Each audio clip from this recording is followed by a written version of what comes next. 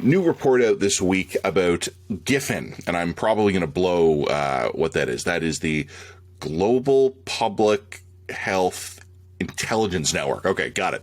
GPHIN, Agency of Public Health Canada, that in theory provides early warning into emerging viral or bacterial threats anywhere in the world. Basically, it's our pandemic early warning system. There are a couple of agencies in the government that could be responsible for this. Obviously, we do have an intelligence service, and they would monitor communications and things like that. We have national security intelligence services that would obviously be worried about this stuff from a national security perspective. We would share information with our allies and get heads up on that. But GPHIN, in theory, is the group within Public Health Canada whose job it is to see this stuff coming and sound the alarm.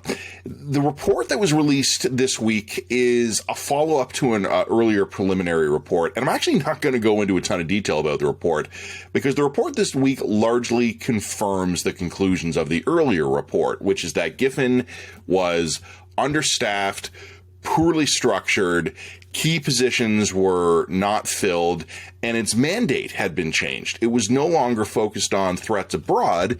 It had been refocused onto domestic threats, and Wuhan is not domestic, as you may recall. It's a really damning report, and it is damning in a couple of ways. It doesn't make the previous government look good because during the austerity to balance the budget during the Harper years, the agency GPHIN was reduced. A lot of people were laid off. Doesn't make the Trudeau government look great either because those positions were not restored. Actually, some positions that were nominally still budgeted for were not even filled.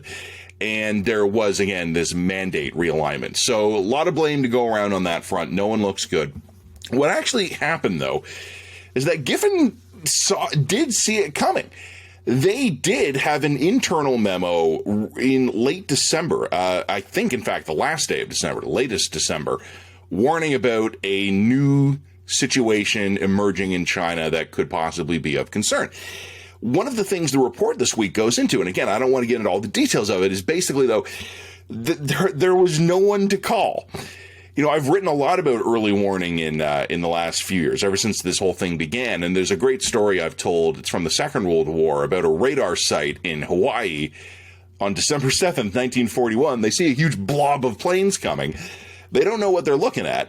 But even if they did, they didn't actually have an established protocol in place to sound an alarm.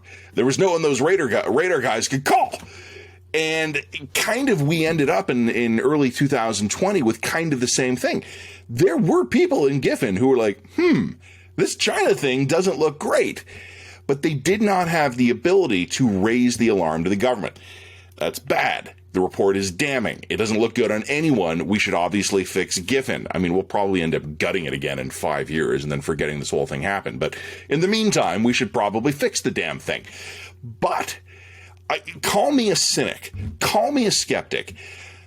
I have a really hard time believing that even if the alarm had been raised, even if GPHIN had gotten the word out, even if they had somehow had a direct line either to the Minister of Health or right to the Prime Minister himself, think back to how the Canadian government was responding, not at the very start of 2020, but 2 months into it, 3 months into it, when this thing had already jumped from China and not only was here in North America with isolated cases, but was sweeping Iran.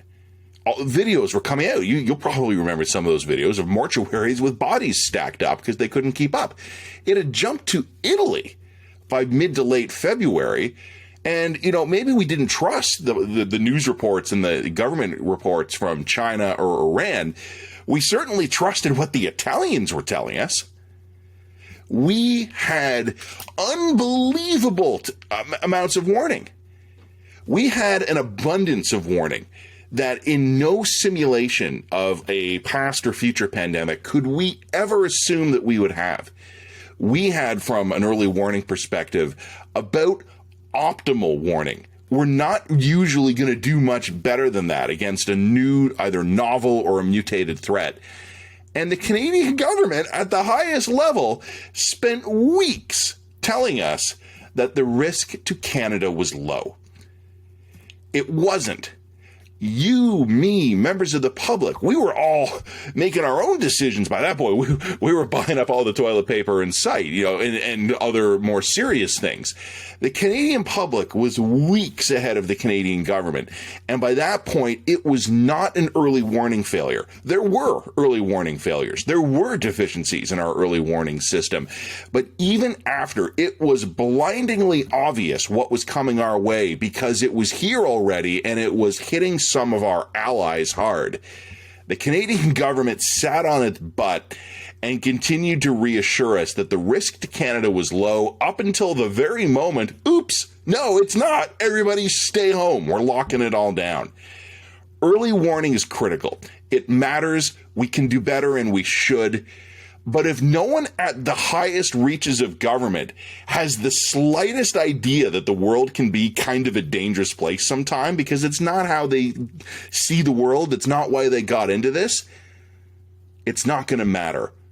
Early warning is only ever going to work if the warning is raised, and when it gets to the top, the people there believe the warning, comprehend the meaning of the warning, and then have the slightest idea what the hell they're supposed to do next.